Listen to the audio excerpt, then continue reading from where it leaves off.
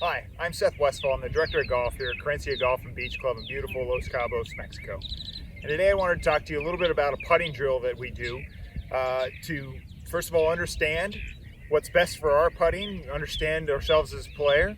And second of all, if you're a good player, this is a putting drill you can use to really improve your opportunity on specific types of greens.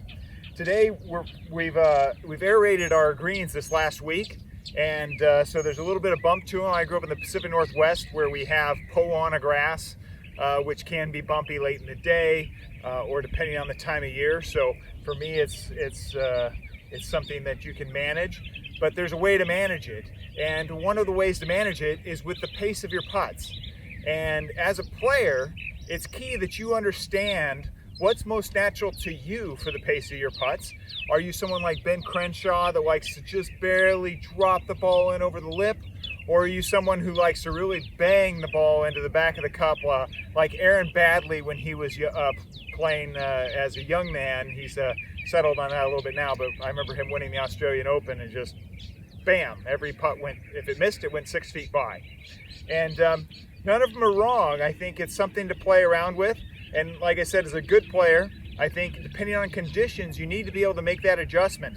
And so part of that has to do with the game you're playing. Obviously, if you're doing a match play event and you need to knock a putt in, maybe that's an opportunity to take some break out and be strong with it. And if you're playing a stroke play event, maybe it's time to go ahead and lag one in depending on where you're at with the field. So this is a drill you can do. I've got about 4 feet set up here. I've got 3 balls because there's 3 paces of putt that I want to hit. I want to hit one that barely rolls and drops in.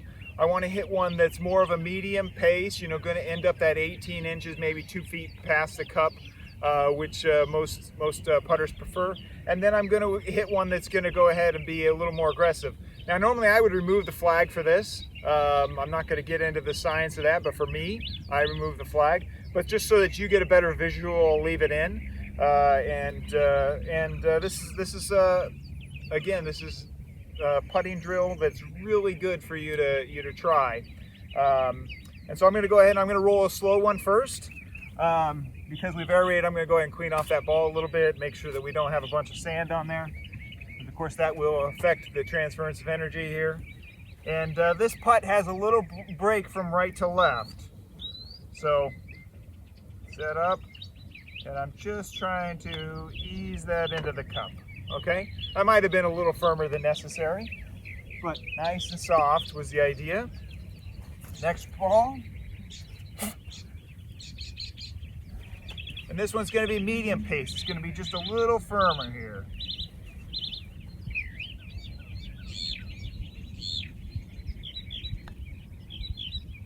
Okay?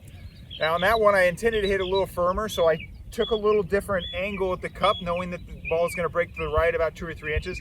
I didn't hit it firm enough. And the last one here, I'm going to go ahead, I'm going to go very firm with it, and I'm going to be aiming right at the left edge of that flag. So very left, mostly center, partially left center. And I miss low.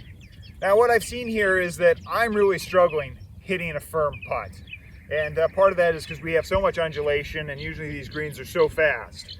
So if I went to play in an event, say at Pebble Beach or Cypress Point during the winter time when things were a little slow at Poana, and I need to be able to bang a putt once in a while, I'm going to struggle with that.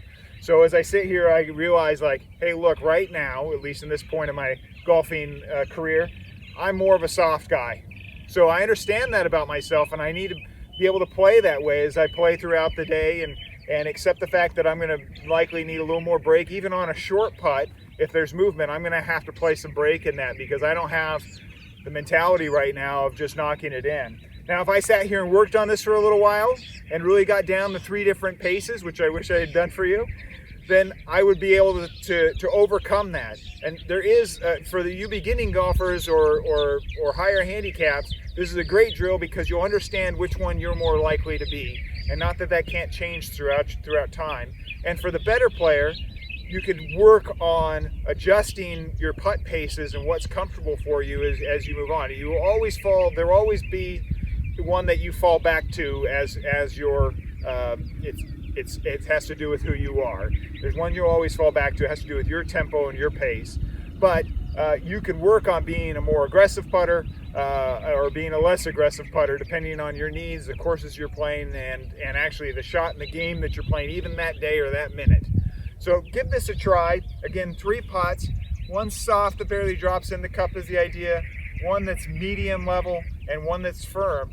And see which one works for you, and see if you can augment what works for you a little bit and really get that other facet into your game so you can bang one in the back of the cup. Remember, a little bit of information can make all the difference in your game, and we look forward to seeing you all try this out there. Thanks.